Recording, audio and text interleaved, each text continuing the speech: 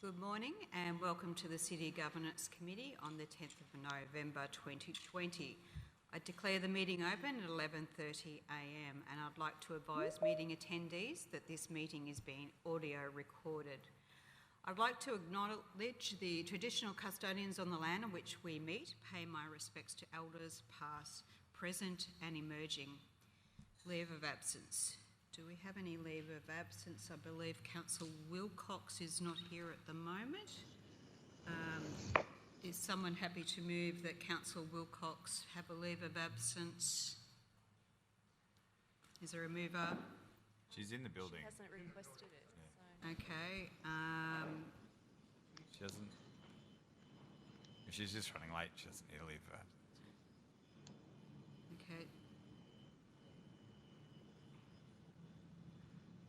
Well, we'll wait a second for Councillor Wilcox to re-enter.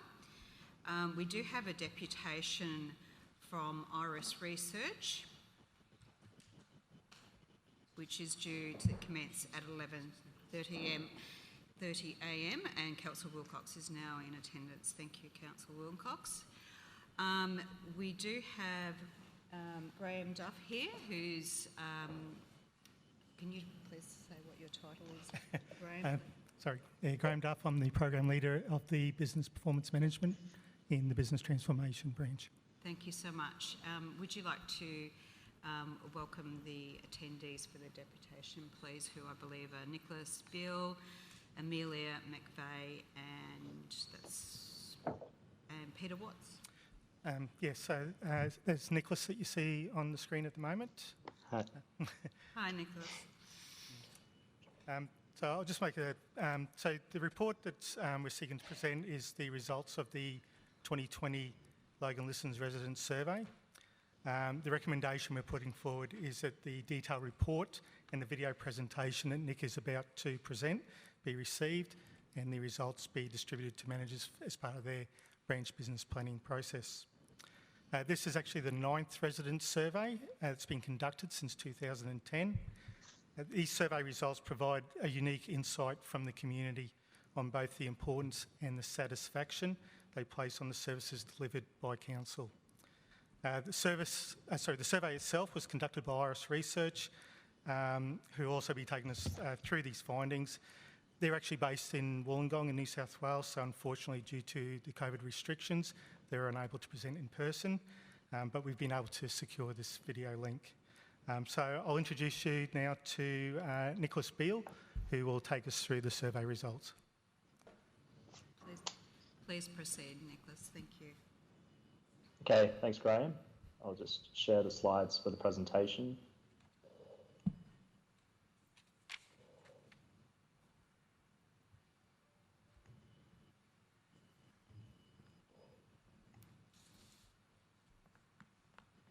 Okay, are the slides coming up and can everyone hear me nice and clearly? Definitely, we can hear you. Thank you. Okay, that's good. I'll get started then. Firstly, thank you for the opportunity to work on this, on the resident survey again. I was sort of the project lead on this research 2 years ago when I came and presented in Logan at that time. And at that time, we were presenting on a really strong, positive set of results, and that's much the same case this time around. So we're going to cover a lot of content in the sort of fairly short amount of time that I've had with you this morning. So I think it'll be helpful if we could keep all the questions till the end. I'm happy to answer any questions, but I'll move through the presentation and then we'll answer questions towards the end. First, as in 2018, we conducted the resident survey in 2 parts. The first survey was focused on Council's services and facilities. And for this section, we collected 800 completed responses. The interviews took place over the period, the 21st of September to the 6th of October, so they're very recent results. And the survey was also available online. All residents were able to complete this survey, and we got 96 completed responses to the online survey, which was actually about double the response that we got in 2018. So that was a really strong result. For this time around, given how young an area Logan is and how fast growing it is, we really wanted to take every opportunity to have the best possible chance to reach as many younger residents as possible. And for this reason, this time around, we aimed for a 50-50 split between landline and mobile phone numbers. And that helped deliver almost a 50-50 split between the two, as you can see in the table on this slide. And just quickly, this was a really strong, robust sample. The sampling error was 3.5% at the 95% confidence level. And just in sort of plain speaking terms, what that means was that if we were to repeat the survey 100 times, in 95 of those times, we would see the same results within 3.5% on either side. So it's a bit of a margin of error there. So again, with 800 responses, it was a really strong, robust sample. Taking a closer look at the breakdown of the sample, this slide shows the weighted sample profile for the services and facilities survey. And as I stated earlier, the mobile phone numbers used really helped to deliver a lot of responses from young residents.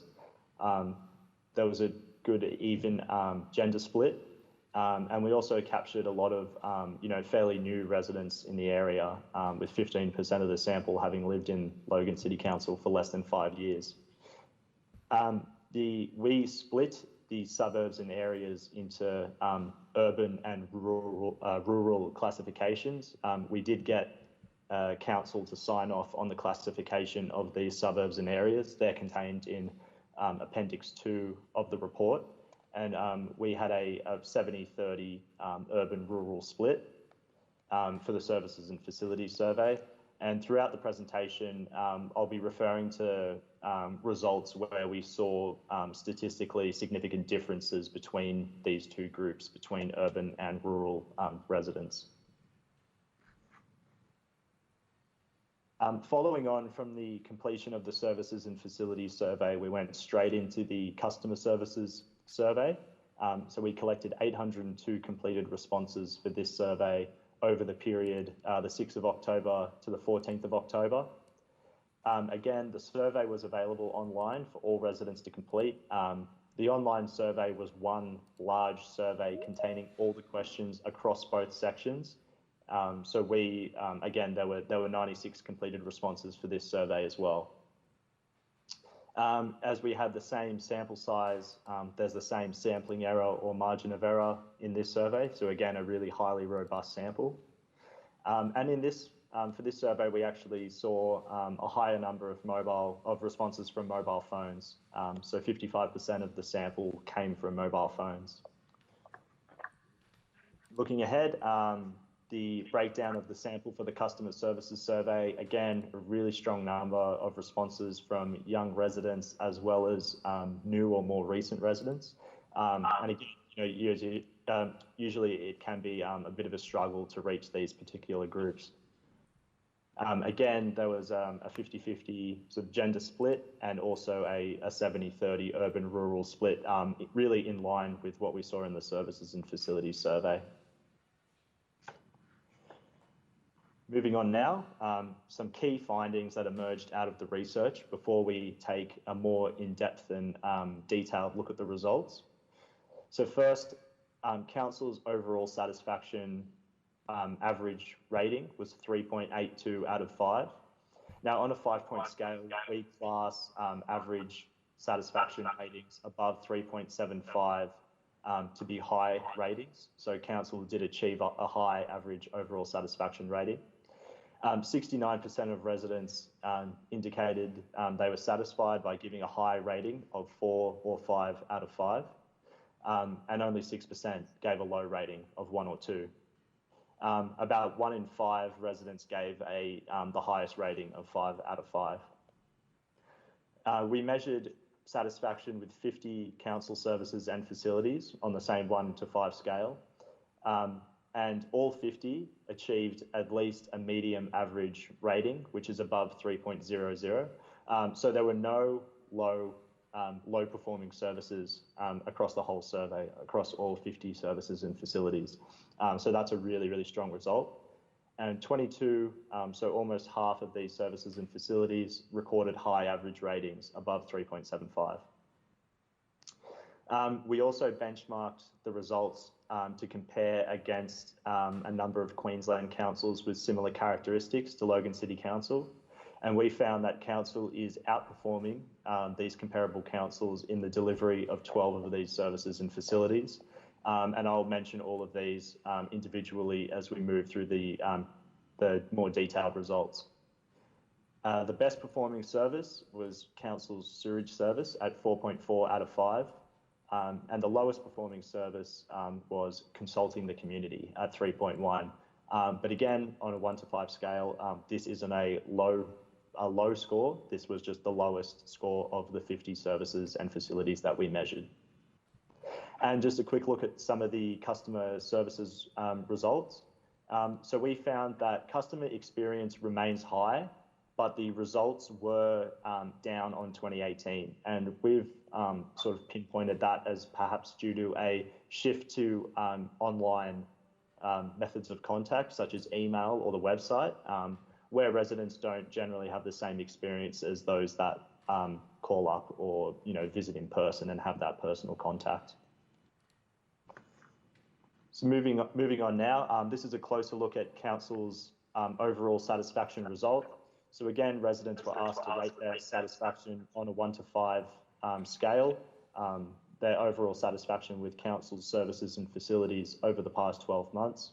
69% of residents gave a high rating of 4 or 5. And again, as I mentioned previously, about 1 in 5 gave a 5 out of 5 result. 6% of residents gave a low rating, and only 2% gave the lowest score of 1.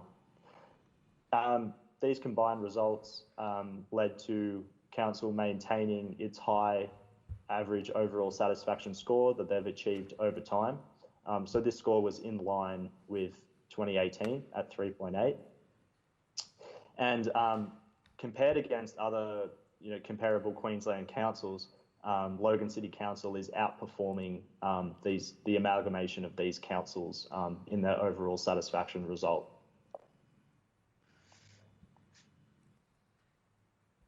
Moving on, this is a image taken from the report of council's quadrant analysis, where we do a series of statistical analyses, not just to look at the performance or the satisfaction of services, but also to understand their importance in terms of what is driving overall satisfaction with council. So that's why the labelling for these services is on the next slide, and it's sort of contained in the report. The sort of legend or the table referring to these numbers is right available underneath this chart.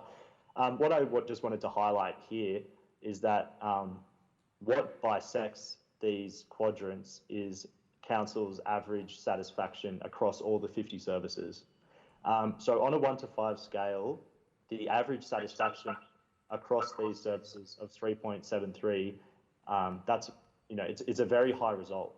So throughout this presentation, rather than referring to services as high performing or low performing, as I usually do for this type of analysis with other councils, I'll try to use the terms above average and below average, because as I mentioned earlier, on the 1 to 5 scale, there are no low performing services among the 50. There are just what we will highlight as priority areas or things to monitor are services which just aren't performing as highly as others within council's service provision. And again, I'll just show you this slide quickly. It's just showing the breakdown and the distribution of the services and facilities between the 4 different categories. We're going to analyse the 50 services according to the the services were grouped by the community sort of strategic plan groups. So we'll move on to the first group, which was quality lifestyles. This slide is showing the first 7 services of 19 within this category. And all 19 services within this category maintained the same level of average satisfaction compared to 2018. And 12 of these services recorded a high average satisfaction rating, including all these 7 on this first slide. This has been ordered from highest to lowest average satisfaction for 2020. And as we can see here, there were 3 services within this table that were outperforming the comparable Queensland councils, and that includes libraries, sporting grounds and facilities, and playgrounds.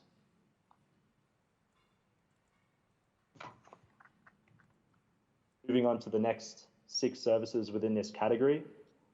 Again, most of these services recorded high average ratings. There were a couple of new services included in this year's survey, and that was off-leash dog areas and the Animal Management Centre. And food safety in local eateries was performing in line with comparable regional councils, comparable Queensland councils, sorry. On the final slide, we can see that animal management is outperforming comparable Queensland councils, and that there was another new service measured for the first time in the 2020 survey, which was amenity and safety on our roads, which scored a medium average rating of 3.4. Within this category, there were 2 services where residents from urban areas were more satisfied compared to residents from rural areas, and those were Logan Entertainment Centre and off-leash dog areas. I will mention now that the Appendix 1 in the report contains a full breakdown of all the results for every question of the survey by all the different demographic factors or subgroups, and that included gender, age, whether the respondent was a ratepayer or a renter, the length of time lived in the area, as well as the area subgroup, which was the urban versus rural split. So again, if there's any interest in checking the breakdown between all those different types of residents, that's all contained in the report.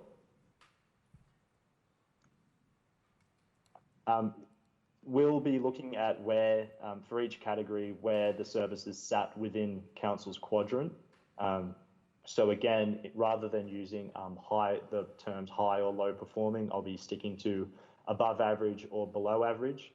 We're about to see an example now where animal management was actually outperforming the comparable Queensland councils, but it's been listed here as a priority for council because the average score was below the average across all the 50 services. So the services on the left, in the left 2 quadrants, those services performed below average, and the services on the right performed above average. Council's 3 strengths to maintain within this category are food safety in local eateries, Logan Entertainment Centre, and playgrounds. So this means that not only are the services and facilities performing above average, but they're also having a really strong positive impact on overall satisfaction with council. And the 2 priorities for council are amenity and safety on our roads and animal management. And the reason that these services have been highlighted in this top left quadrant and designated high importance is because they have a strong relationship with overall satisfaction with council. So if we saw improvement in these 2 services, we would also expect to see an improvement in council's overall satisfaction score. But most of the services within this category were differentiators, which means that they were high performing, they performed above average, but they weren't having the same impact on creating overall satisfaction with council. Moving on to the next category of services now, which was green and renewable. Residents were asked to rate their satisfaction with 9 services within this category on the same 5-point scale. The best performing services within this category were all related to waste management. So that included general waste collection, recycling and reuse services, and 4 free tipping vouchers. And general waste collection outperformed the comparable Queensland councils. And I'd just like to highlight that council's result of outperforming the Queensland councils on general waste collection is a really particularly strong result, because across not just Queensland councils, or pretty much across all the councils we work with, general waste collection is usually one of the top 1 or 2 performing services across the board. So all councils tend to, perform this service well. So to be outperforming and to be above the standard of the sort of comparable Queensland councils is a really particularly strong result.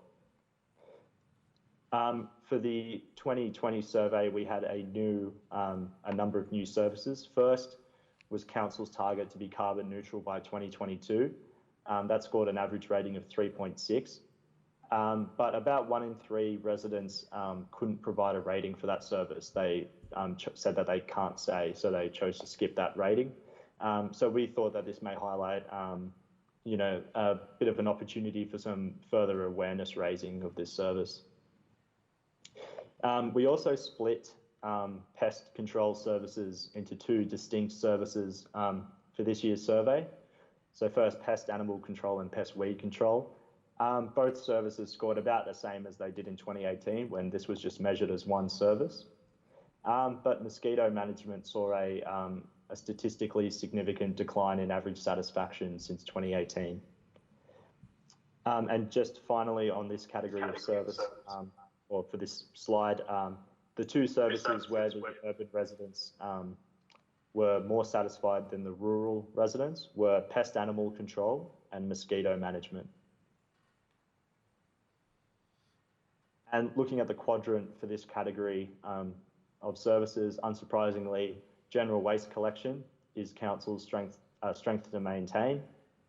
So of the 3 waste management services, this service is the one that's having the biggest impact on council's overall satisfaction score. And that's a really positive result, because it's the highest performing of the 3 services. Of the services that were below average, mosquito management is the one that's having the biggest impact on council's overall satisfaction score, and has been designated the main priority within this category. Moving on to the next category of services, which was conveniently connected. So there were 7 services within this category. The highest performing services within this category were related to parks, which were accessibility of parks and maintenance of parks. And these 2 services were the 2 that achieved high average satisfaction ratings. And they also performed in line with 2018, so maintained a high level of performance. The average satisfaction with bike routes has declined since 2018, but there has been a statistically significant increase in satisfaction with traffic management on local roads over the past 2 years. So that's increased to 3.5. There were 3 services which are outperforming the comparable Queensland councils, and that includes bike routes, traffic management on local roads, and footpaths and shared paths. So while the satisfaction with bike routes is down compared to 2018, it's still performing above the comparable Queensland councils.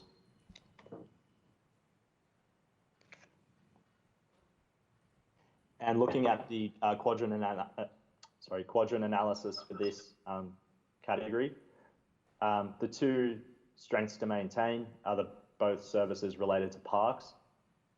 And the priorities for council within this area are bike routes, the maintenance of drains, and traffic management on local roads. So improvement in these services are going to see the biggest increase in council's overall satisfaction score.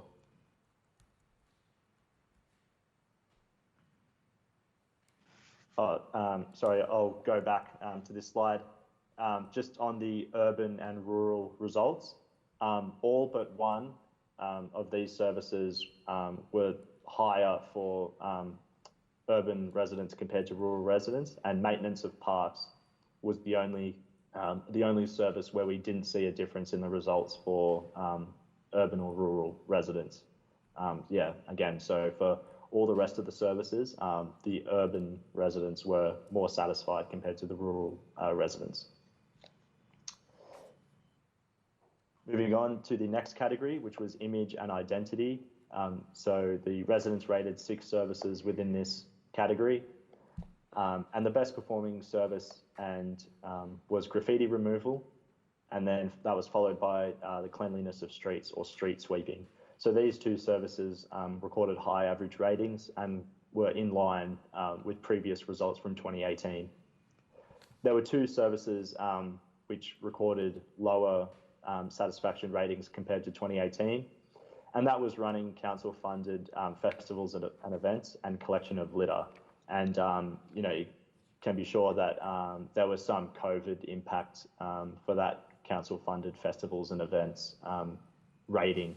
So it'll be interesting to see how that service performs in the future. And looking at promoting the city, council is outperforming the comparable Queensland councils in the delivery of this service and the promotion of Logan. Moving on now, so this was a particularly high-performing category of services with 3 key strengths. So that was the cleaning of streets, street sweeping, collection of litter, and running council-funded festivals and events. So again, while that average satisfaction with that service declined compared to 2018, it was still a really high-performing service within the context of council service provision, and it's been designated as a key strength. And there were 2 priorities for council within this category, and that was the appearance of streets and promoting the city. And again, while promoting the city was below average compared to the other 49 services and facilities, again, this service is outperforming the comparable Queensland councils.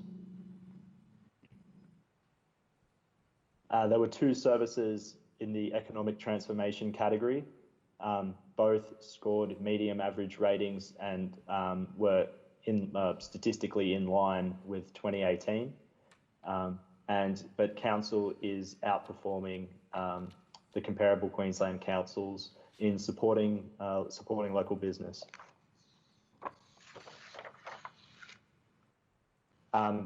Due to the average satisfaction scores, both of these services have been classified as priorities for council, but again, council is outperforming other Queensland councils in the delivery or in supporting local business.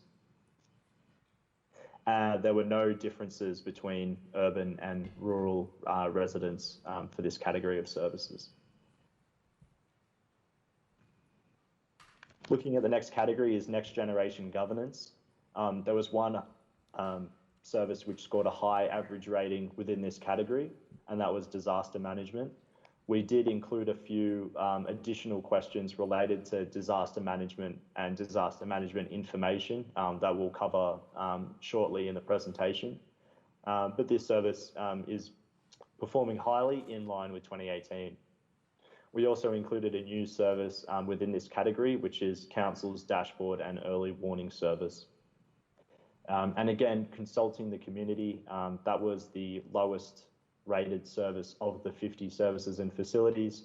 But that service, it still scored a medium average rating, which is in line with 2018 and also in line, performing in line with other Queensland councils. So all but one of these services were below average and have been listed on the left 2 quadrants. The main priorities for council within this category are consulting the community and enforcing parking regulations. And the key strength, which I guess is particularly a strong result given the past 12 months is disaster management. So that service, it's not only performing above average, but it's also having a really strong positive influence on the overall satisfaction rating of residents.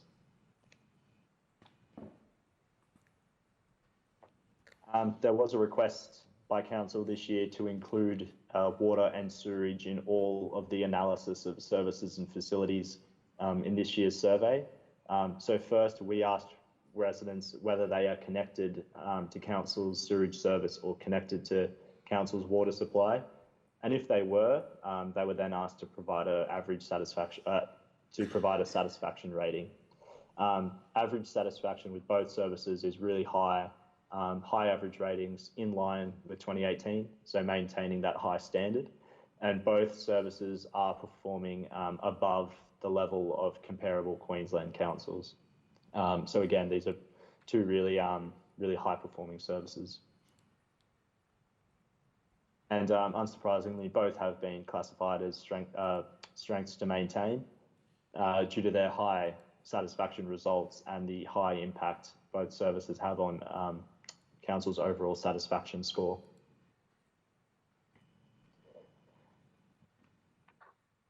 So we're going to take a look at some of the additional questions that we included in the resident survey for this year. First was council's response to COVID-19 and the support provided to the community. So residents were asked to rate their satisfaction with council's response to COVID-19 on a 1 to 5 scale. 63% of residents were satisfied overall. They gave a rating of 4 or 5 out of 5.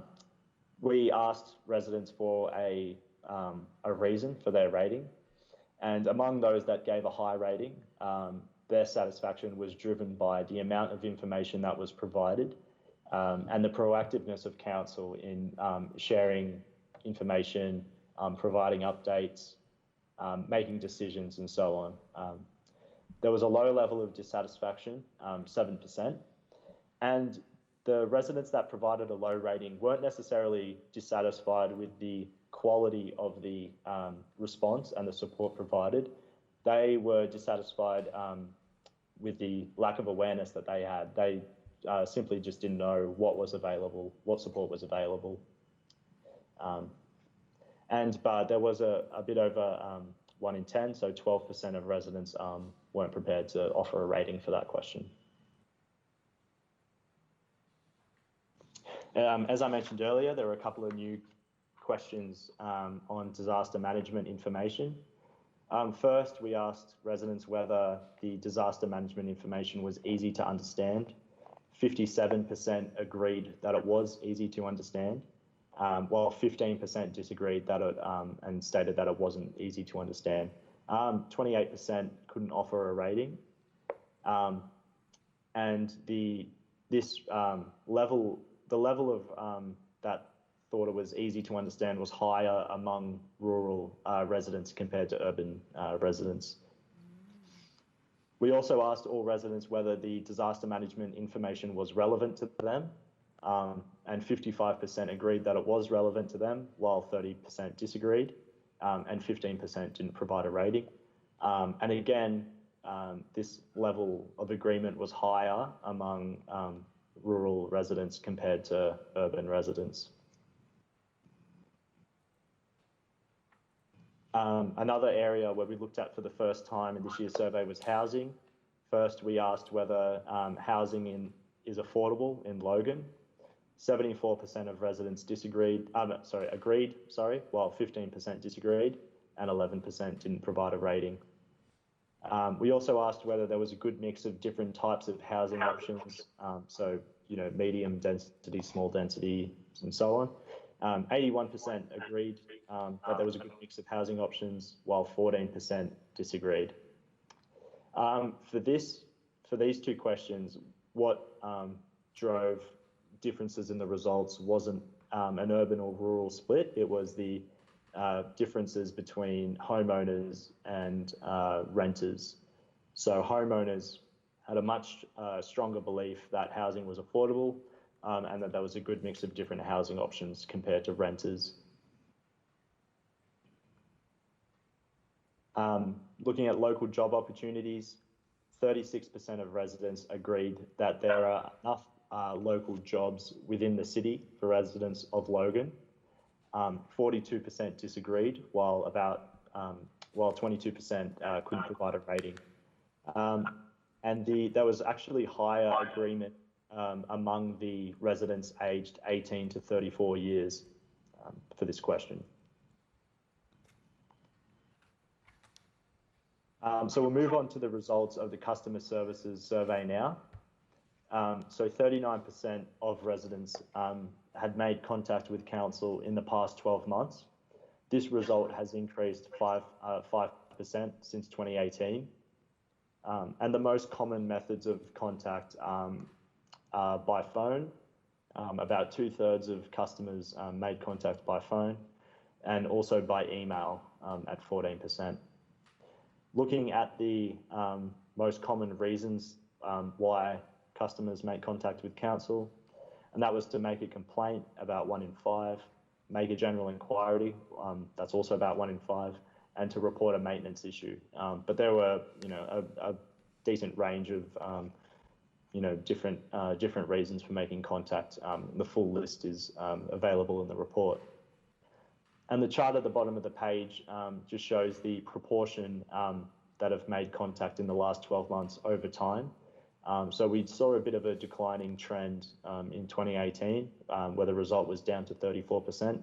And as I mentioned earlier, we've seen a small increase up to 39% in 2020.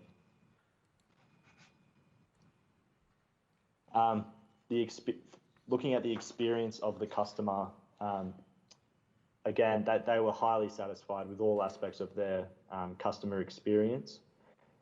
We asked them to rate their agreement with 6 statements related to their experience.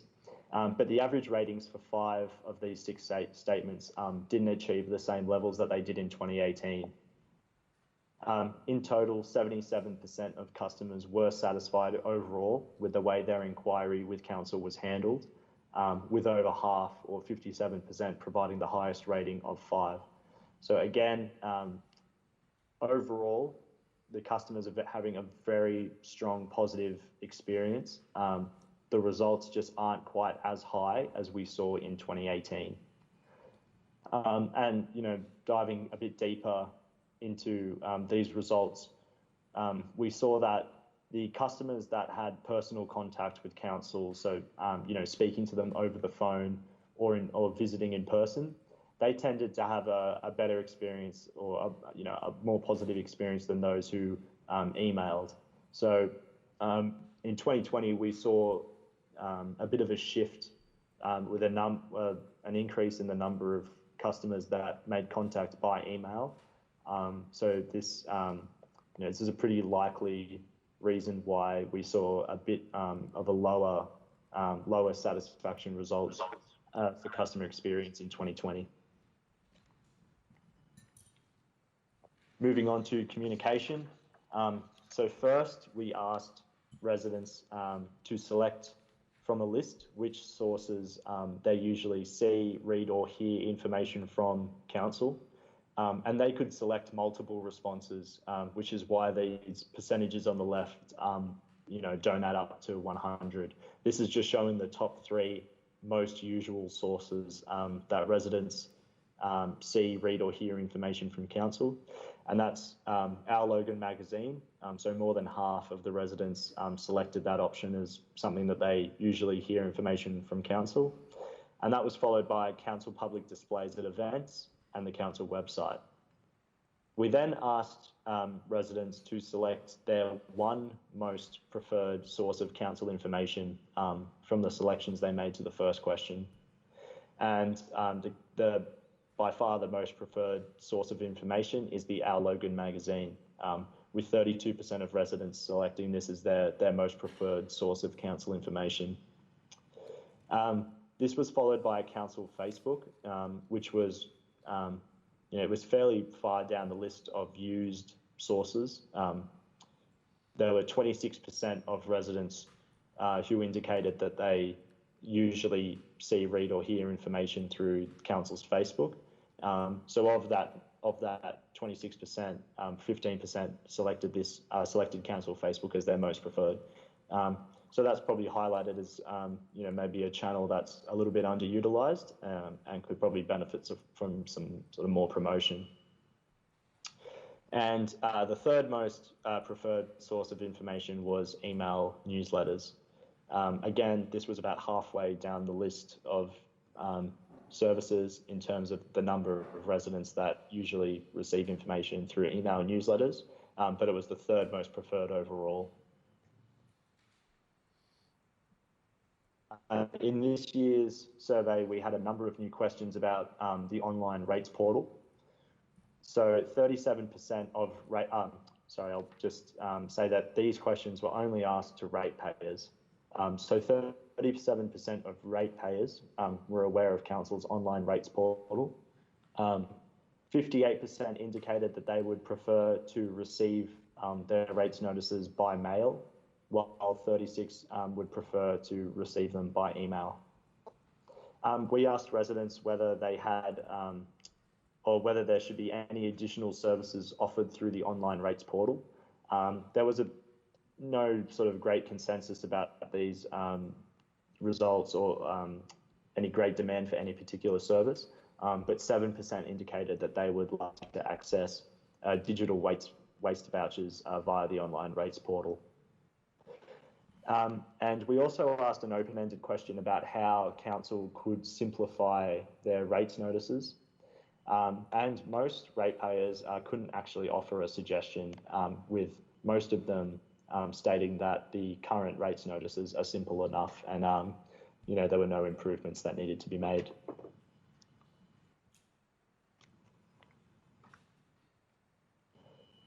And looking at community engagement, so this chart on this slide shows the proportion of residents that provided a high rating to all of these different statements. The introduction to the statements were Logan City Council is a council that, so the first statement was works in the best interest of the community. So more than half of residents agreed with that. This doesn't mean that 45% of people disagree with that first statement. A lot of residents provided a rating of 3, a neutral rating, so sat in the middle. But looking at that lowest ranked statement can be relied upon to get things done. 40% agreed with that statement, while 24% disagreed, with 33% providing a neutral rating. So all of these statements recorded medium average agreement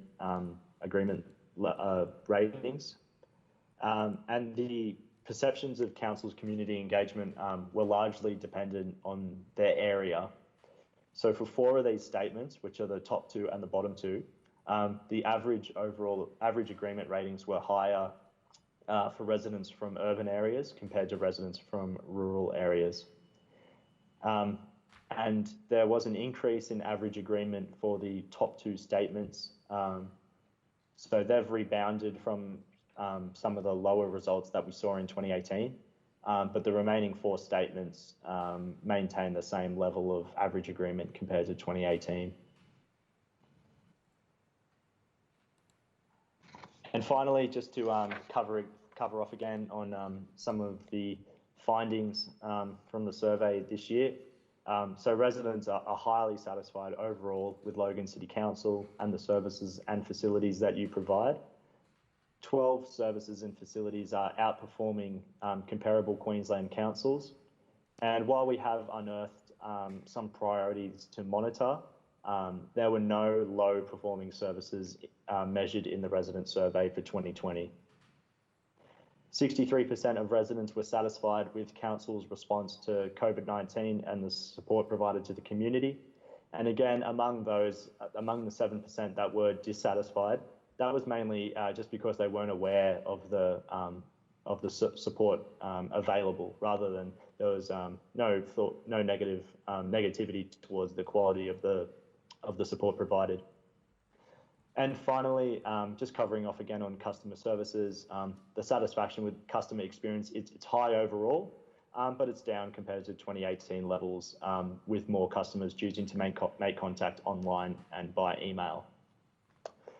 So that covers off everything that I wanted to cover in the presentation, and now I'm happy to answer any questions. Thank you so much, Nicholas. That's greatly appreciated. There's some learnings there, but there's also some great information, so thank you. We'll now open the floor for councillors to discuss, and I have Councillor Lane, then Councillor Raven. Councillor Lane. Thanks very much, through you, Madam Chair. This is a really good report, and it's a good reflection on those frontline crew and council staff that take the queries and action them. I just have a question around the usual sources of receiving council information. Yeah. With the Logan magazine, was there any questions around councillor representation in that magazine as part of the survey? No, there were no particular questions about the Our Logan magazine, but I do believe we've been conducting a separate survey related to the magazine in the past sort of 12 or 18 months. So I'll be happy to go back and review sort of any results from that particular separate survey about that. But again, yeah, that wasn't included in the resident survey. No worries. Thank you very much. Okay, Councillor Raven. Thank you, Madam Chair, and through you. And thank you, Nicholas, for the presentation. Nicholas, just for the benefit of the 9 new councillors who haven't seen this report before, can you explain what it means when it says it's statistically relevant? Why can you talk to 800 people and get a gauge of 340,000 people? So that's all. There's a lot of mathematics behind it, but the idea is that as long as we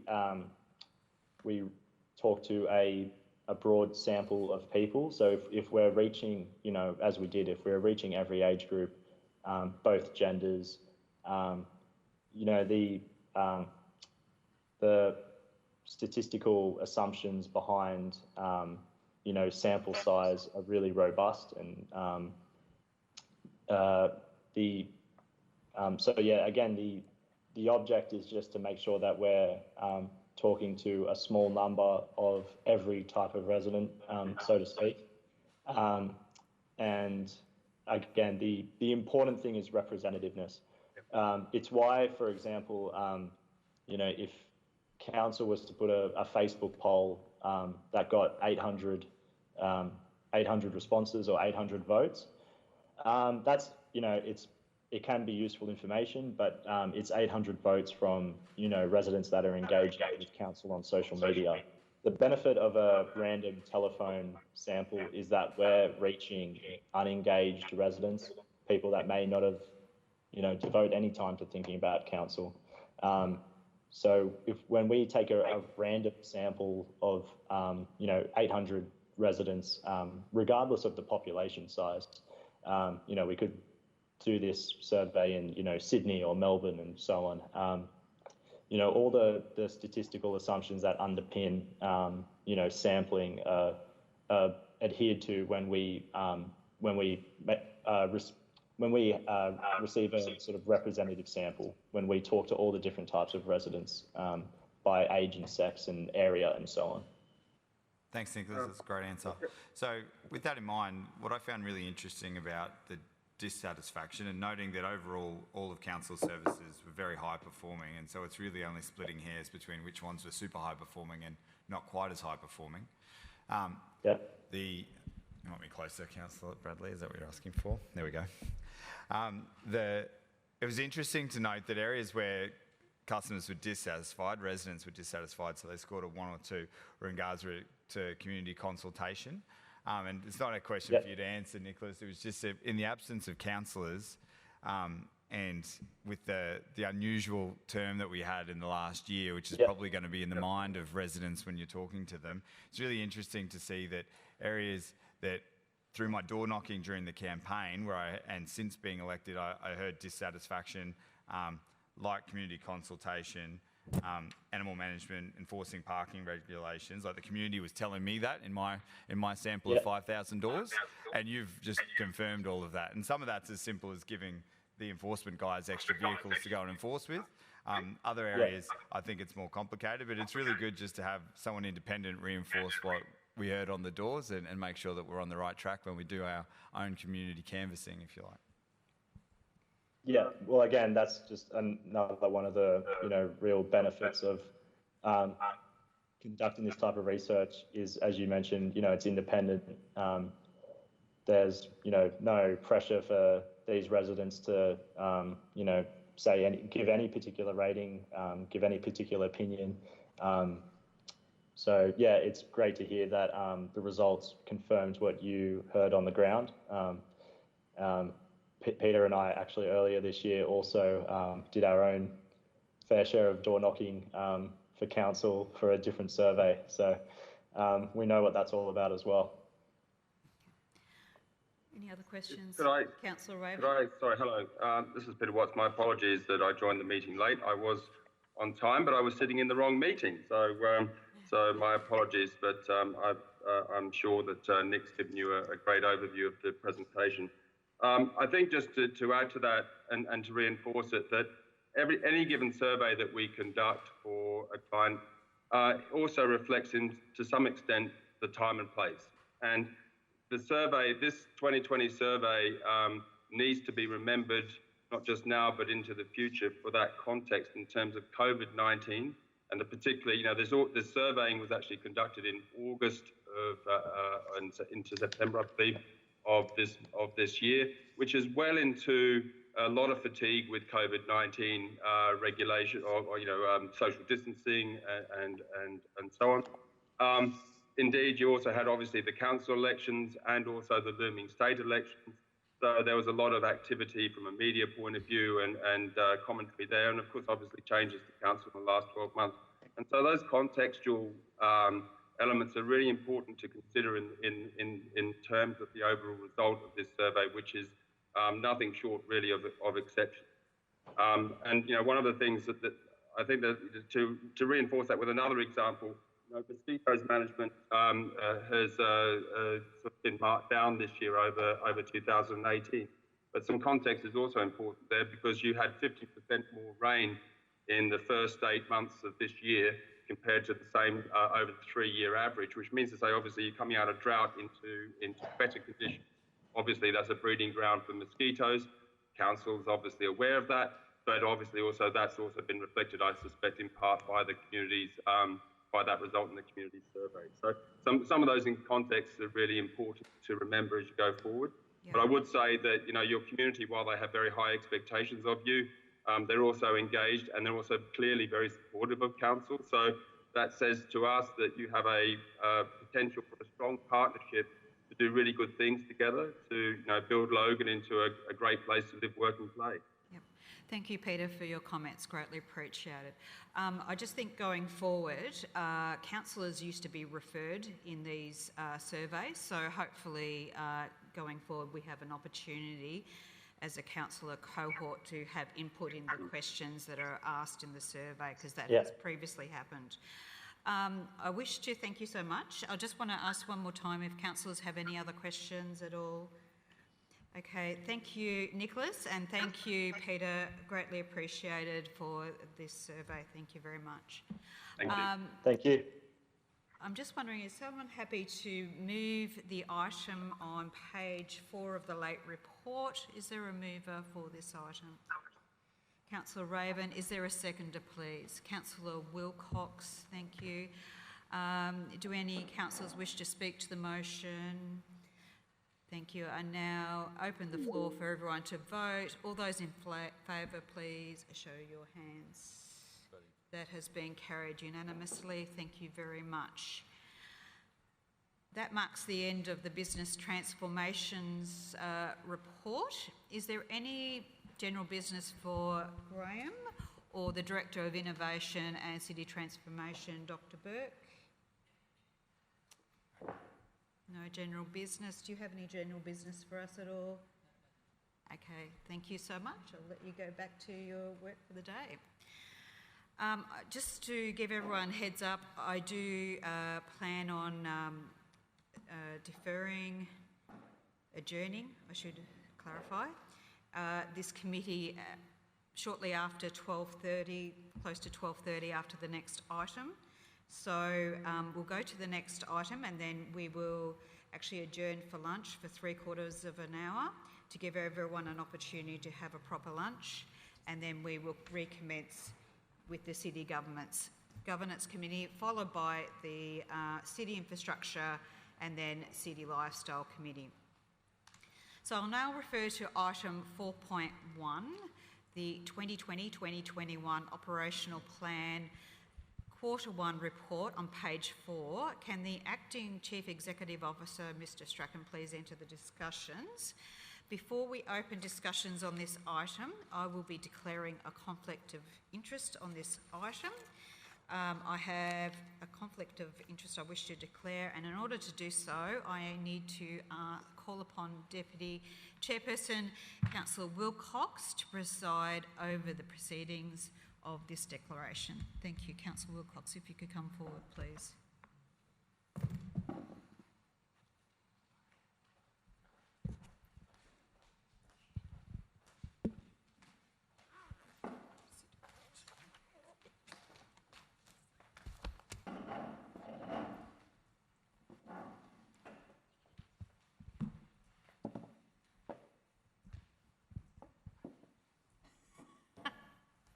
Sorry, apologies.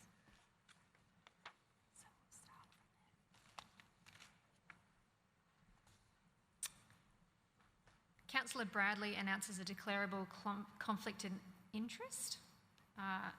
She's informed me that the meeting of the declarable conflict of interest but has chosen to remain in the meeting. We must now decide if Councillor Bradley may participate in a decision about the matter in the meeting, including by voting on the matter. Correct? Yeah, so read that only now. Or does Councillor Bradley... apologies. Let's go. Councillor Bradley, please declare your conflict. Thank you very much. My partner, Michael Matthews, takes bookings for Beenleigh Town Square as part of his role at Logan City Council.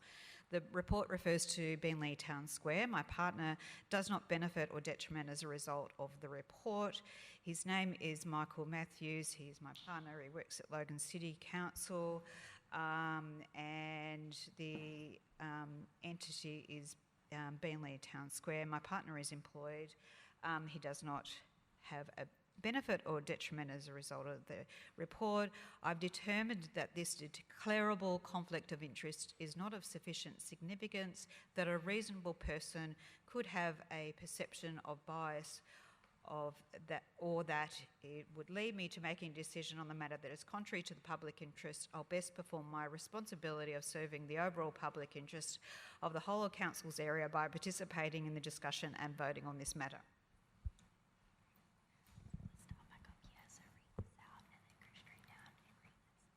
Apologies, I skipped a point. Councillor Bradley has informed the meeting of a declarable conflict of interest but has chosen to remain in the meeting. We must now decide if Councillor Bradley may participate in a decision about the matter of the quarterly report by including voting on the matter, or should Councillor Bradley leave the meeting at which the meeting is being held, including any areas set aside for the public, and stay away from the place while the eligible councillors discuss and vote on the matter. I now open the floor to councillors to discuss and or move a motion and provide a reason for their decision.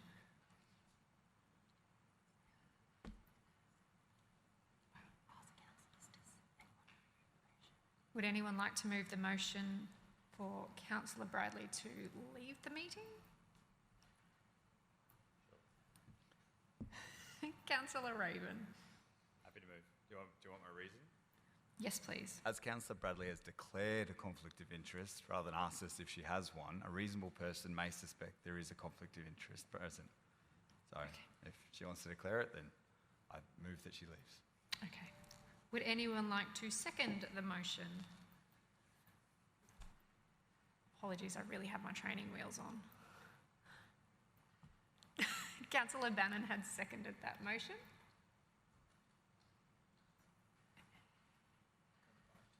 And then we will go to vote on Councillor Bradley removing herself from the meeting. Is that correct? Sorry. You're doing the process right, Councillor. Go to, okay.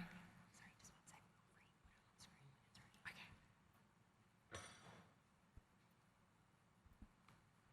Sorry, we're just waiting for the motion on the screen. There's a motion on the screen. Madam Chair, may I ask a question? You sure can. So just to be clear, I appreciate Councillor Bradley has been utilising the new tools that are available to councillors to determine conflicts of interest, am I right? And on this occasion, you are requesting of councillors that you don't believe that the conflict is significant enough for you to need to remove yourself. Is that correct? I'm just making sure that I clearly understand what I'm voting for. That's correct, Councillor Karansky. I actually went through the app, the LGAQ app, and it came up that I didn't have a conflict of interest. But because I have always declared a perceived conflict of interest in relation to this item, I am following what I have always done. So just to be clear, the app didn't stipulate you needed to declare, you're choosing to declare. Is that correct? I am choosing to declare. Thank you. Thank you. And with your indulgence, Madam Chair, Councillor Raven, I'm a little confused. Would you mind explaining your position? So my position is that if Councillor Bradley has declared a conflict, a reasonable person will believe there is a conflict. Because why would someone who's got high integrity declare a conflict if there isn't one? So a reasonable person sitting in the room would believe there's a reason that she's declaring that conflict. If there's no conflict, then she shouldn't declare one at all. But because she's chosen to declare a conflict of interest, I believe that a reasonable person with the facts at hand may believe there's something in it, because otherwise why would she declare it? So if in doubt. If in doubt, get out. Okay. And your argument would be that no conflict came up through the app process. So don't declare it if there's no conflict to declare. Okay. But if there is a conflict to declare, then I believe a reasonable person would suspect that there's a reason that she's declared it. Thank you. I'm sorry if I'm being obtuse. I just wanted to be clear on what each councillor's position was. Thank you.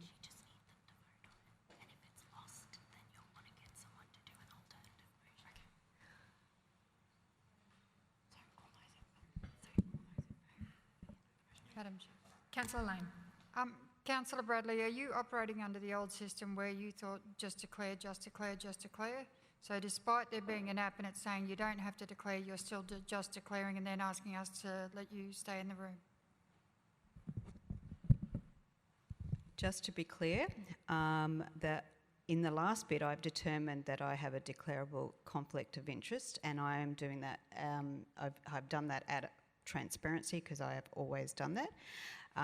And I did say to best perform my responsibility of serving the overall public interest of the whole council's area, that I believe that I can participate in the discussion and vote on this matter. Thank you. We do have a motion on the screen. It has been moved and it has been seconded. Do we have a show of hands? Who would like to support this motion? Okay, so we'll have to go around the room. Councillor Raven. Councillor Power? 4. Councillor Lane? 4. Abstaining, thanks. Sorry, that was Councillor Russell. Councillor Karansky. So I'm just reading the motion. So if I vote in favour, Councillor Bradley's leaving the room. Is that correct? Yep. Correct. Councillor Karansky, 4. 4. Councillor Hall? 4. Councillor... I'm having a mental blank.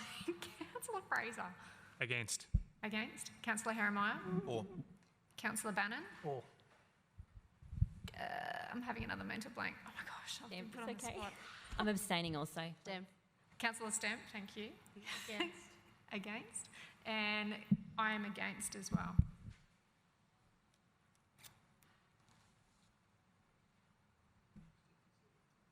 How many is that?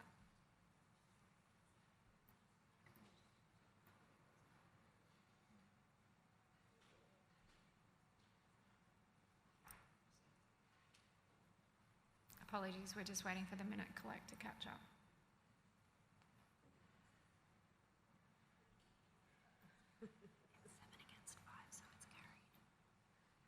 It's 7 against 5, so it's carried.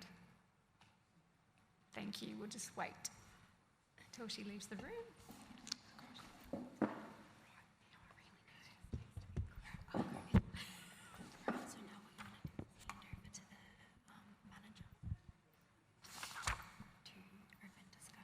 Are we required to provide a reason?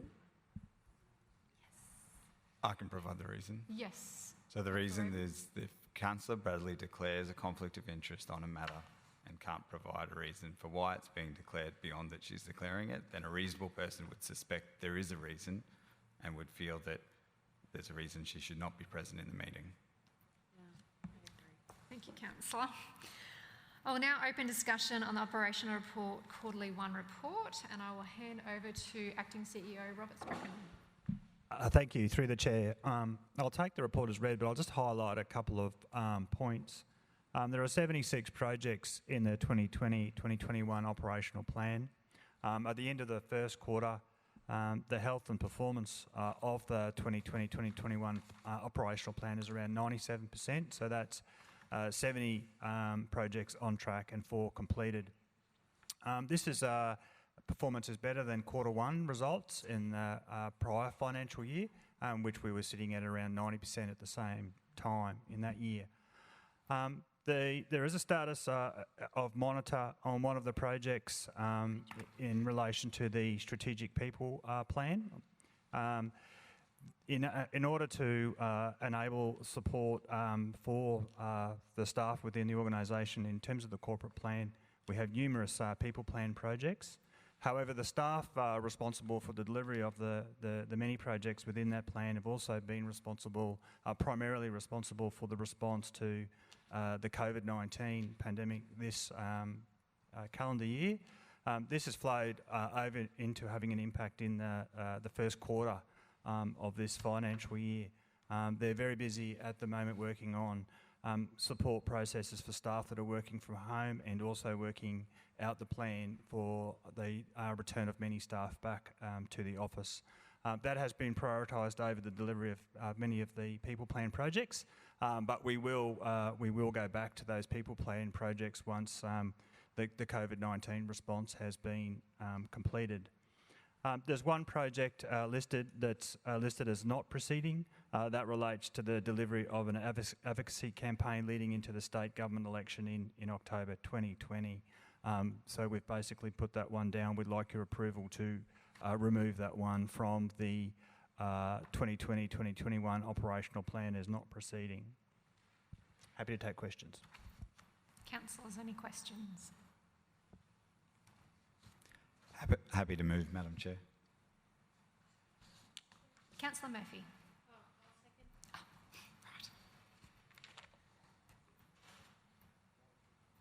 Councillor Raven has moved this motion. Councillor Murphy has seconded this motion. Do any other councillors wish to speak to the motion? I will now open the floor to vote. All those in favour, please raise your hand. That's unanimous without Councillor Bradley.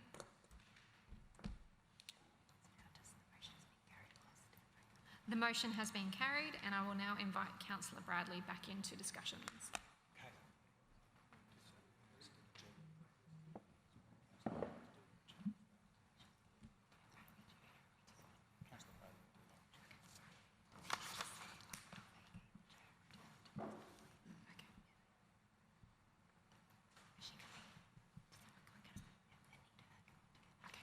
We're just waiting for Councillor Bradley to pop back into the room.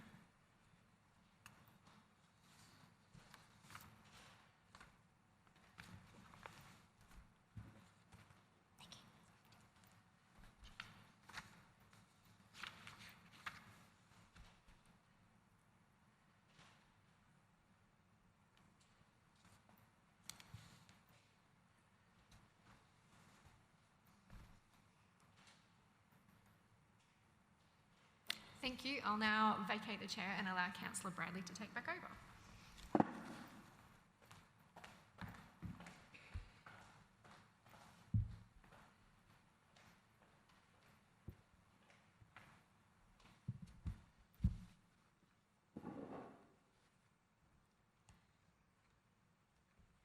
Thank you, everyone. I'm going to now move that we adjourn the City Governance Committee for 3/4 of an hour so we can have lunch, which would take us to 25 past 1 o'clock. Hopefully my calculations are correct there. So can someone move that and second it, please? Can someone? Councillor Lane has moved. Is there a seconder, please? Councillor Karansky, show of hands. Who's in support, please? That's been carried unanimous. No, it wasn't. Councillor Wilcox didn't put your hand up. So we'll just go around the room. Councillor Raven. Favour. Mr Mayor, sorry, please speak in the microphone. Mr Mayor, what did you vote? In the microphone, please. In the microphone, please. In favour. In favour. Councillor Lane. In favour. In favour. That's Councillor Russell. Councillor Karansky. That's a yes from me. Councillor Hall. In favour. Councillor Fraser. In favour. Councillor Hieronymi. For. Councillor Bannon. Against. In favour. Councillor Stamp. Councillor Wilcox. Against. For. Councillor, thank you so much, Murphy. And I am for. Thank you. The meeting is now adjourned. Thank you. We are now recommencing the City Governance Committee on the 10th of November 2020 and the time being 1:25 p.m. Councillor Lane is an apology for the rest of committee. Can someone please move that Councillor Lane be an apology? Councillor Karansky, Councillor Stamp has second. Show of hands who's in support of that, please. That is being carried unanimously. Thank you. The next item...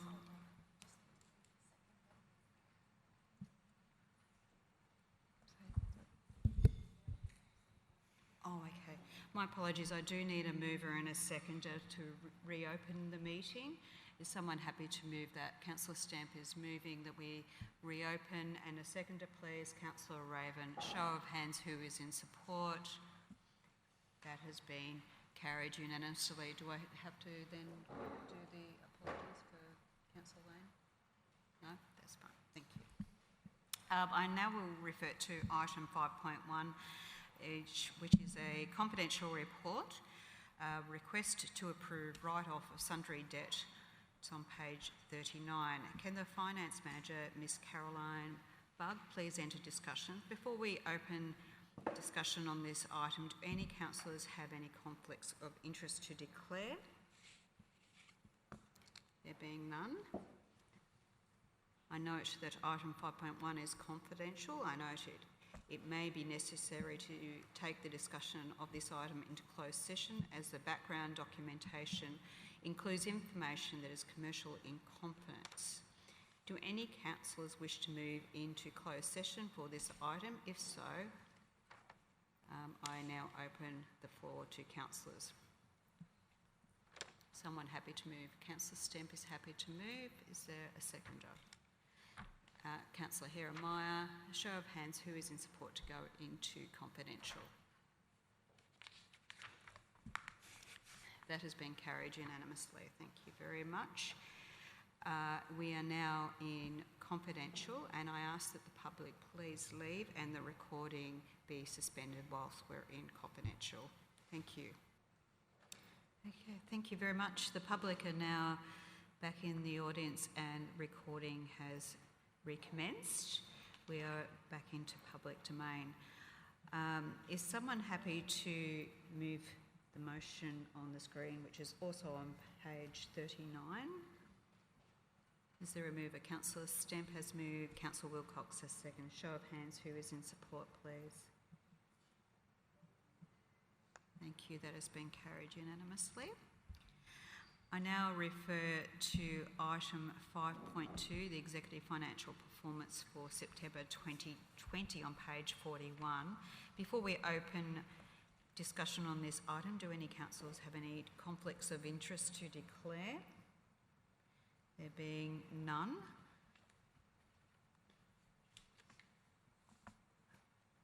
You may proceed. Ms Budd, thank you. Thank you, Chair. In this item, we're seeking endorsement of the September financial report. I do take the report as read, however, have the following comments. We're still tracking in front of revenue at the end of September by $5.6 million, predominantly from DA fees, although this will be closely monitored as it is tied to economic activity. We also are over in our water usage. This is above long-term averages. However, there will not be an adjustment in the budget amendment due to the forecast La Nina effect and its unknown impacts on usage. We have also received a few grants which were not in the budget, and these include Get Ready Queensland and COVID immediate support measures for immunisation services. Also note that we have savings against expenditure budget of $1 million. I'd like to note that the Sports, Leisure and Facilities branch doesn't have a budget due to the budget assumption that council facilities would be closed for a period due to the COVID pandemic. This will be adjusted in the first budget. One of the impacts of this non-budget is in the overall employee cost. You'll see that we are over budget. However, once you take out the SLF costs, we are only $73,000 overspent in the first quarter against budget. Last point to note is in the debtors report, Point Corp Heritage Park, the comments note that we were to expect payment. We haven't received that, and we continue to follow up. As late as yesterday, a formal letter of demand was sent to the organisation. Happy to take questions. Thank you, Ms Buck. I will now open the floor for discussion for councillors. Councillor Raven. Thank you, Madam Chair. More a comment than a question. I just wanted to bring attention to councillors that when we came into office in May, we went straight into budget with the 30 March figures, which showed an operating deficit. So we were essentially chewing into the city's savings to keep the lights on. And then under the hard work that you did through that budget process, under the leadership of the Chair, which has to be commended, we've now turned that into a $7.1 million operating surplus in 5 months, because these are September 30 stats. So that's an incredible effort to go from being in the red to well and truly in the black and increasing every quarter, and you should be commended for that hard work. And the city will benefit from that when we come into the next budget and have more flexibility with the services we can deliver, because you made the hard decisions early, and I want to commend you all for going through that process. Thank you, Councillor Raven. Any other questions from councillors? Is someone happy to move the item? Councillor Murphy is moving, Councillor Raven seconding. Show of hands, who is in support, please? That's being carried unanimously. Thank you very much. That marks the end of the Finance Manager's reports. Is there any general business for the Finance Manager? No general business. Do you have any general business for us? No, thank you, Ms Bug. No, thank you. Thank you very much, and you can proceed the rest of the day. Thank you.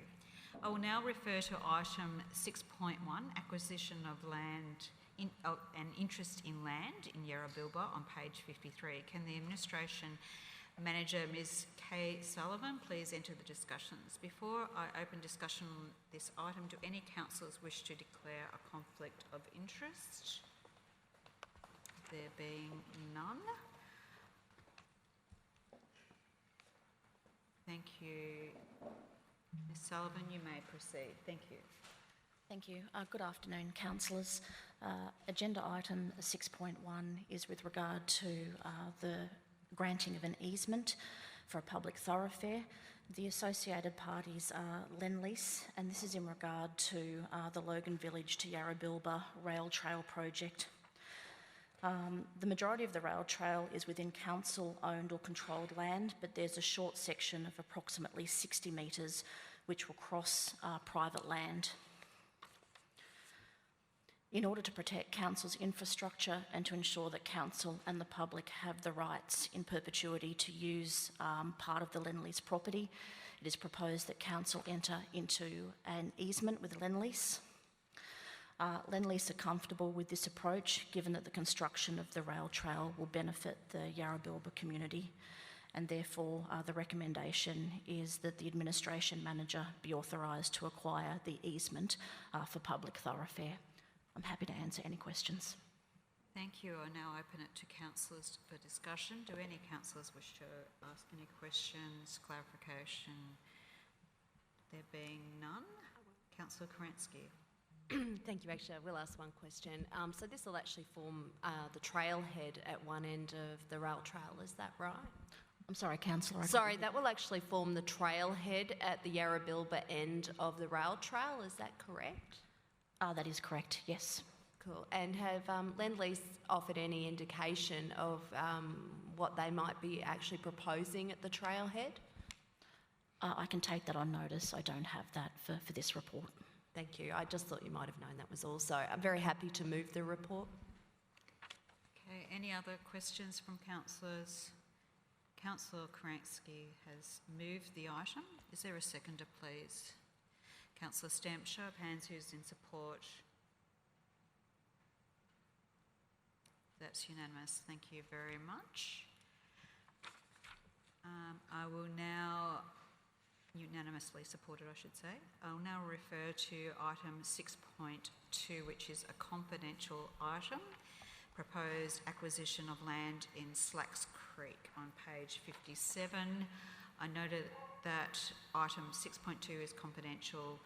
It may be necessary to take discussion of this item into closed session as the background documentation includes information that is commercial in confidence and relates to contracts proposed to be made by council. Do any councillors wish to move? Before we go into confidential, do any councillors have any conflicts of interest to declare? Is someone happy to move us to go into closed session? Councillor Bannon has moved us to go into closed. Is there a seconder, please? Who's? Councillor Hieronymi, show of hands, who is in support? That is supported unanimously. Thank you. We will now go into confidential under section 253J, I think it is, 3 of the Local Government Regulation 2012. Thank you. We're now back in the public domain. The public are back in the audience. Is there a mover, and the recording has recommenced, sorry. Is there a mover for the report, which should be up on the screen? For consideration. It's for consideration. Okay. Councillor Russell. Are you Point of order. suggesting a recommendation? Yeah, there should be a recommendation that comes out. Okay, please bear with us, sorry. It just said for consideration. I'm being quick. So efficient, Madam Chair.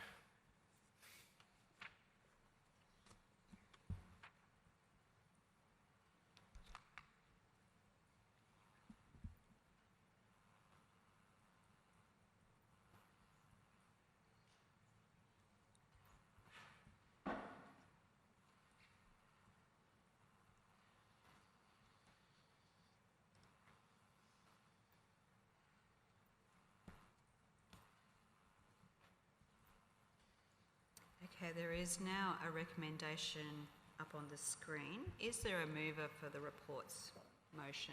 Councillor Russell. Is there a seconder? Councillor Murphy. Can I have a show of hands? Who is in support, please? That has been carried unanimously. Thank you very much. That marks the end of the Administration Manager's reports. Is there any general business for Ms Sullivan? No general business. Do you have any general business for us, Ms Sullivan? Nothing today, thank you. No, thank you.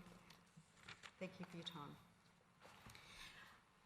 Okay, I'll now refer to item 7.1 on the agenda, being the City of Logan Mayor's Charity Trust on page 59.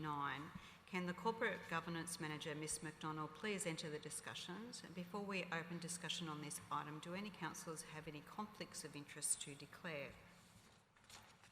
Councillor Stamp. Thank you, Madam Chair.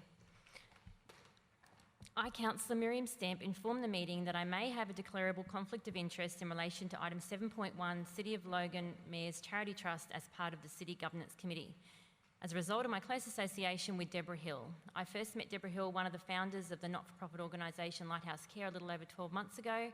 during my election campaign. Since then, I have spent quite a bit of time with Deborah Hill volunteering regularly at Lighthouse Care in many capacities. I've attended Lighthouse Church and church community events, have donated money to Lighthouse Care, continue to volunteer whenever I have time. I have a great deal of respect and admiration for all that she has achieved with her family and everyone involved at Lighthouse Care. Connection to the matter is that Deborah Hill is one of the 3 directors of the trustee company for the City of Logan Mayor's Charity Trust, of which we are voting on to extend the tenure of 3 directors for a further 6 months. Although the LGAQ Conflict of Interest Act concluded I don't have a conflict of interest, and I believe that my relationship with Deborah Hill is community focused, not personal, I still wanted to bring this to the meeting for a decision as to whether a reasonable person could have a perception of bias relating to this decision. I am choosing to remain in the meeting while respecting the decision of the meeting as to whether I can remain and participate in the decision. Thank you, Councillor Stamp. Councillor Stamp has informed the meeting of a declarable conflict of interest, has chosen to remain in the meeting. Now we need to decide whether Councillor Stamp may participate in the discussion, in the decision about the matter at the meeting, including by voting on the matter, or must leave the place at which the meeting is being held, including any area set aside for the public, and stay away from the place while the eligible councillors discuss and vote on the matter. I now open the floor to councillors to discuss and or move a motion and provide a reason for their decision. Is there someone happy to? Can I ask a question, Madam Chair? Councillor Raven. Thank you, Madam Chair. So just to be clear, Councillor Stamp, you hadn't met Mrs Hill before your election, but now you are? No. But now you have quite a significant engagement with her? I've spent quite a bit of time down there the last 12 months, yes. Yeah, okay. Thank you. Okay. Any other councillors? Councillor Murphy. Thank you, Madam Chair. Just to clarify, Councillor Stamp, are you declaring a conflict of interest in this matter, as in declarable? What I'm specifying here is that I would just want the councillors to make a decision as to whether they believe that a reasonable person may see that I have a conflict. Councillor Karansky, then Councillor Hall. I fail to see the difference between this particular conflict being raised in this context and the one Councillor Bradley formally raised, albeit they're different issues, but the context is one and the same for me, where you went through the exercise of going through the app determined that you didn't have a conflict, but you've decided to bring it here for transparency, ergo a reasonable person may consider that indeed potentially you do have a conflict by virtue of the fact that you feel the need to raise it here. So on this occasion, I think that I'll be supporting Councillor Stamp removing herself, as we did with Councillor Bradley, for that reason. Okay. And are you happy to move that after? I think other councillors may have wanted to speak, but yes, after the question. Okay. Councillor Hall. Councillor Stamp, do you have any shared assets with Deborah Hill? No. Do you perceive to gain any benefit as a result of what might be decided upon today? No. And in light of that, would you perceive that there's still a conflict of interest? It's a difficult one because I personally don't believe that I do have a conflict, but it's hard to assess whether a reasonable person would think so, and it's a bit confusing. That's my concern. Yeah. Whether a reasonable person would think so. Yeah. I can't see a conflict of interest here. Okay. Councillor Karansky has foreshadowed that her preference for Councillor Stamp to leave. Is there a reason that you could provide to move that Councillor Stamp be? Just 1 minute, please. Councillor Karansky. So, as a point of order, do we need to vote on the motion that's on the board?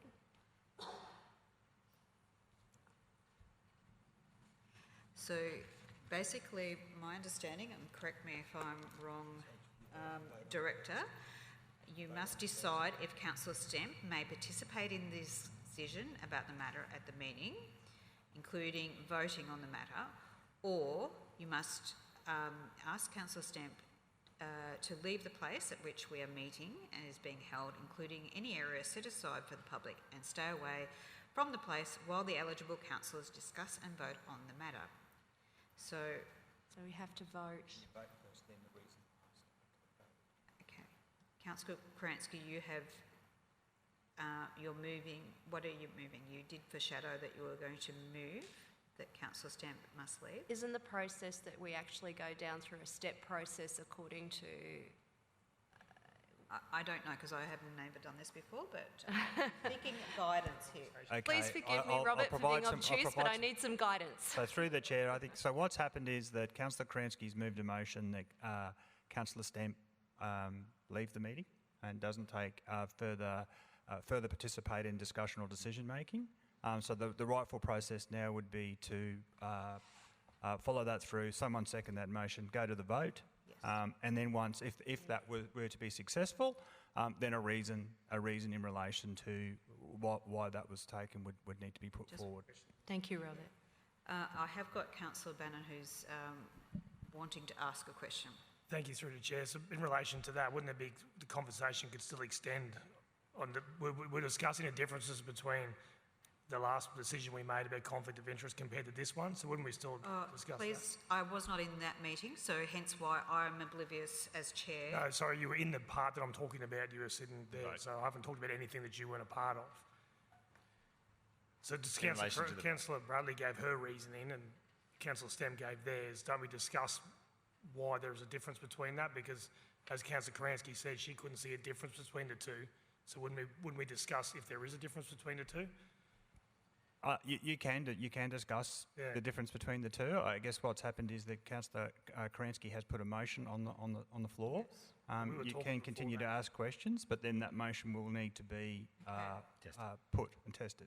Okay, Councillor Kransky has put a motion up that Councillor Stamp leave the meeting and not participate in the discussions or the voting on this matter. Is there, Mr Mayor, you wanting to ask a question? Through the chair, Madam Chair. Councillor Stamp, do you perceive that Ms Debbie Hill will receive any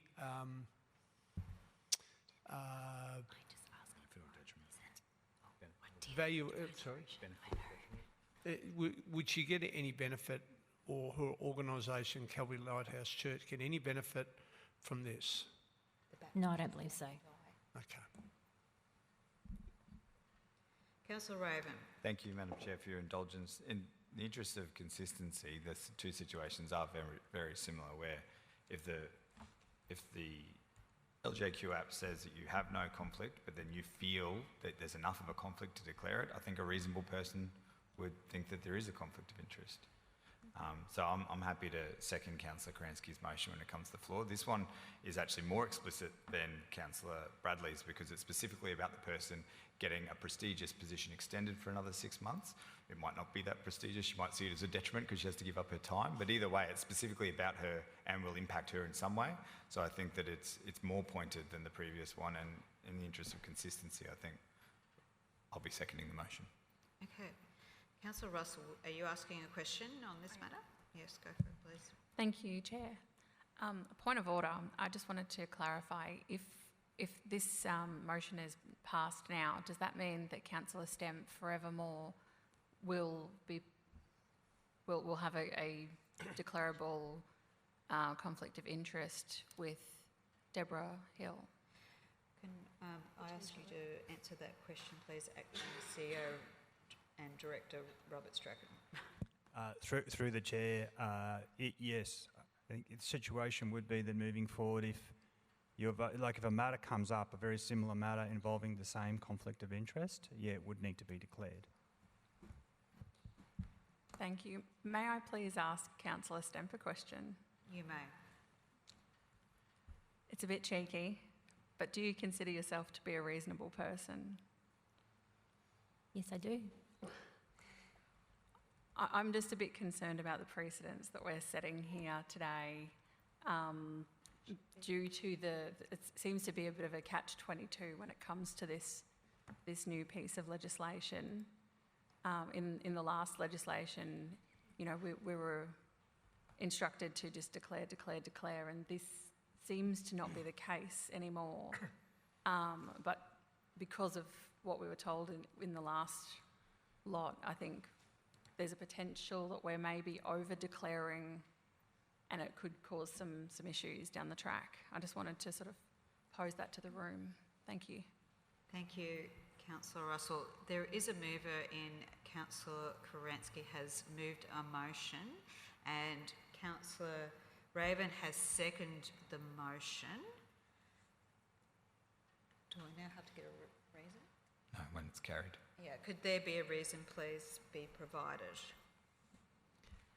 In the interests of consistency, I'm to understand Councillor Stamp used the LGAQ app to determine if she has a declarable conflict of interest. Please just bear with us while this is being typed up. The information provided by Councillor Stamp via the app determined she did not have a declarable conflict of interest. Nonetheless, Councillor Stamp opted to raise the potential conflict to the council. Given that she's raised this issue in this forum, it may give rise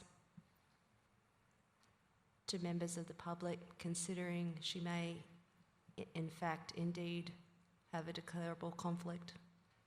And for that reason, I have moved to remove Councillor Stamp from the meeting.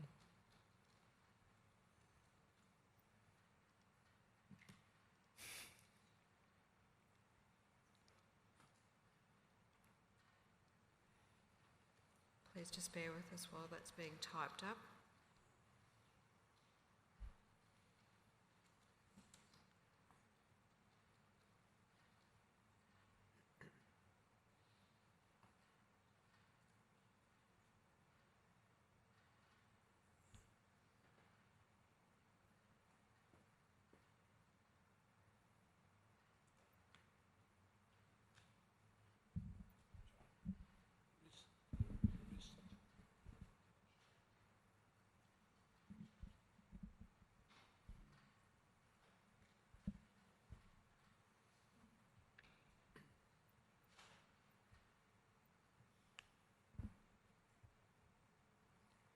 Thank you for your patience. The motion is now displayed on the board, on the screen, and the reason being provided by eligible councillors for the decision as detailed is the following: that Councillor Stamp used the LGAQ app to determine a conflict of interest. The information provided by Councillor Stamp via the app determined she did not have a declarable conflict of interest. Nonetheless, Councillor Stamp decided to raise the conflict. Given that she chose to raise the conflict in this forum, a reasonable person would devise that she has a conflict.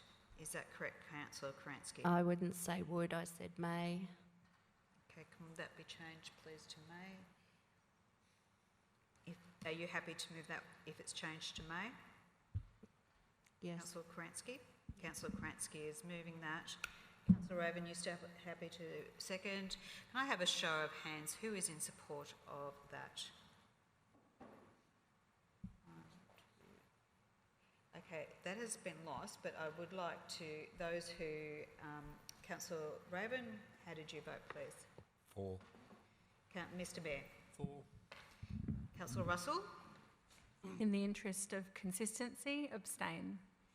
Councillor Karansky? For. Councillor Hall? Against. Councillor Fraser? Against. Councillor Hiermeyer? For. Councillor Bannon? Against. Councillor Wilcox? Against. And Councillor Murphy?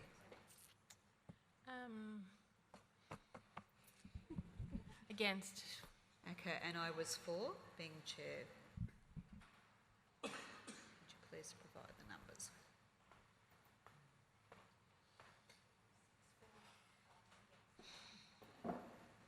Does you want me to give a reason why? A reason why? So the motion is what?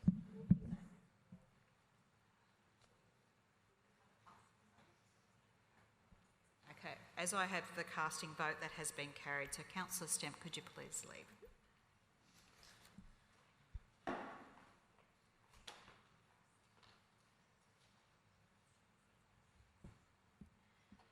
Thank you.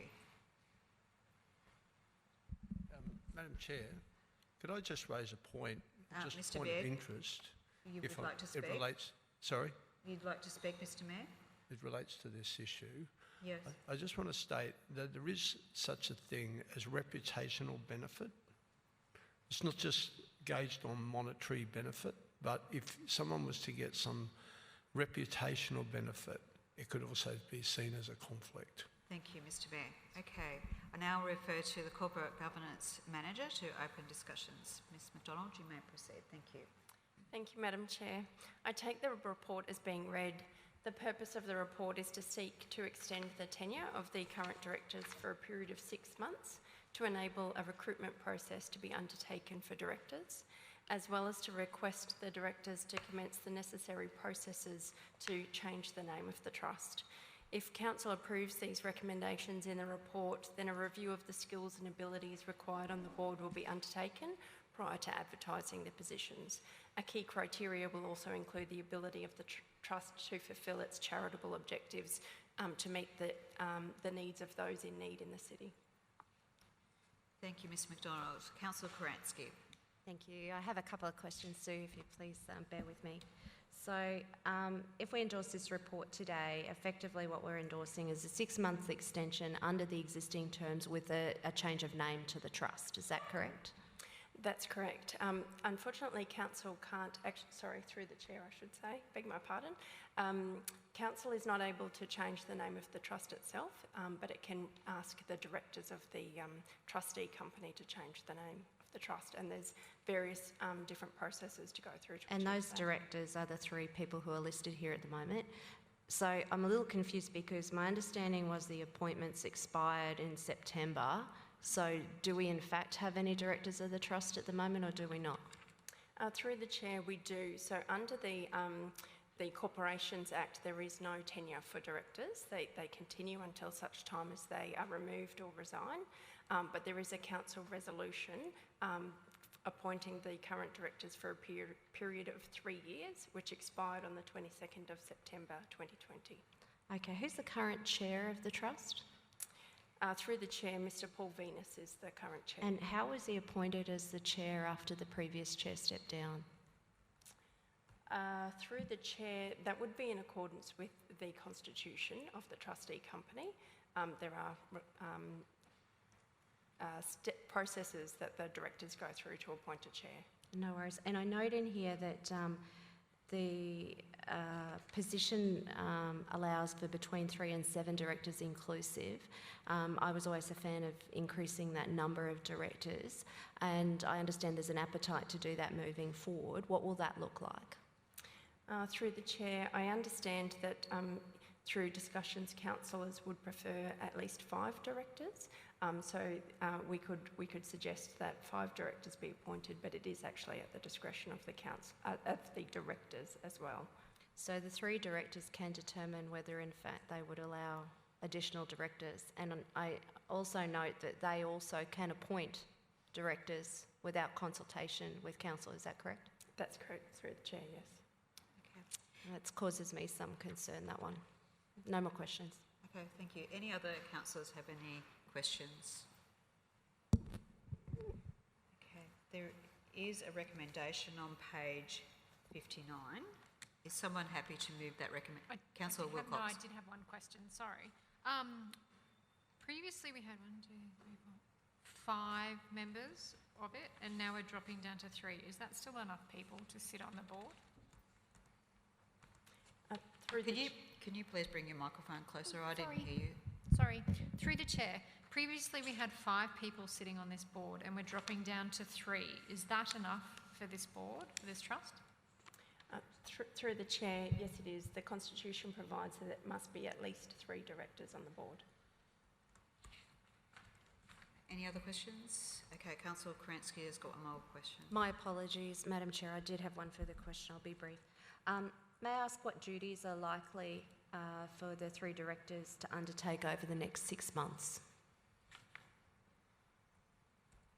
Through the chair, I would have to take that question on notice. It's probably So, for example, there's funding that exists in this fund at the moment. So, will they be allocating for those distribution of those funds? through the chair, that's probably a question for the directors.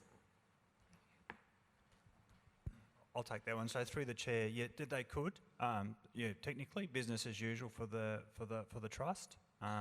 Once again, they are looking a little bit at council's direction in relation to how they move forward. So I'm certainly happy to organise for Paul Venus, the chair of the board, to come and have a talk to councillors with regard to what you might like to support moving forward. But yes, technically, it's business as usual for them. Thank you. Thank you. No further questions. Okay. Any other questions from anyone? Mr. Bear. I was just going to suggest that if people aren't happy with what the result of the question that Councillor Kerensky just put, that we could actually defer this for the next round if you want to have more time to consider other options. That's all. And what would you suggest, Mr. Mayor, as an alternative My recommendation? mind is working overtime. Because we can't discuss stuff. We can't discuss this matter. This is the forum for discussing. So, what exactly are you going to put in the recommendation if you do defer? Yeah, look, I understand, but I think the question that Councillor Kerensky raised about the Constitution may bring more questions, and councillors might want more answers, and that's why I was concerned that if you want to have an extension, that we have an extension. That's all. Okay. Councillor Raven would like to maybe make a comment or question. Thank you, Madam Chair. Just specifically in relation to that, I don't think there's a need to defer, because this gives us the time we need to make suggestions about the Constitution, make suggestions about the name change, make suggestions about what we would expect from the skill set of the future directors. All we're doing here is making sure that the previous council recommendation is the extension of their tenure is legitimised by this council, and then from there we can make further decisions. I don't think in the next 3 weeks you're going to get much more done in relation to this, but in the next 6 months you definitely can. Okay. The acting CEO and director, Robert Strachan, would like to speak. So further to my response to Councillor Kerensky, I have spoken to Mr. Paul Venus, and he's very happy to come quarterly to council, provide more reports to council with regard to what their activities are. And we've also discussed potentially someone from council being an observer at the board meetings of the Mayor's Charity Trust. Okay. With that in mind, is anyone happy to move the recommendation on page 59, otherwise provide me with an alternative? Councillor Raven. Happy to move, Madam Chair. Okay, you're happy to move the recommendation. Is there a seconder for that? Councillor Hall. Show of hands, who is in support? Okay, I am in support too, but I noticed that 2 hands did not go up. So, Councillor Raven, how did you vote, please? 4. Mr. Mayor. 4. Into the speaker. Can you speak in the microphone, please? 4. A bit louder, please. 4. Thank you. Councillor Russell. 4. Councillor Kerensky. Against. Councillor Hall. 4. Councillor Fraser. 4.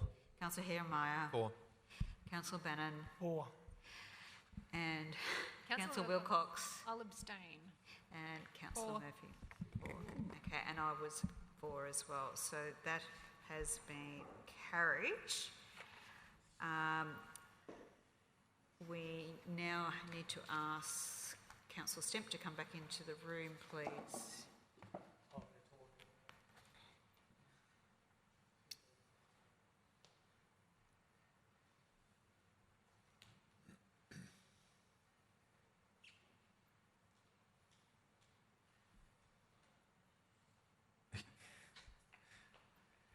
It's like a Benny Hill episode over there. In one door, out the other. So thank you everyone for your patience today.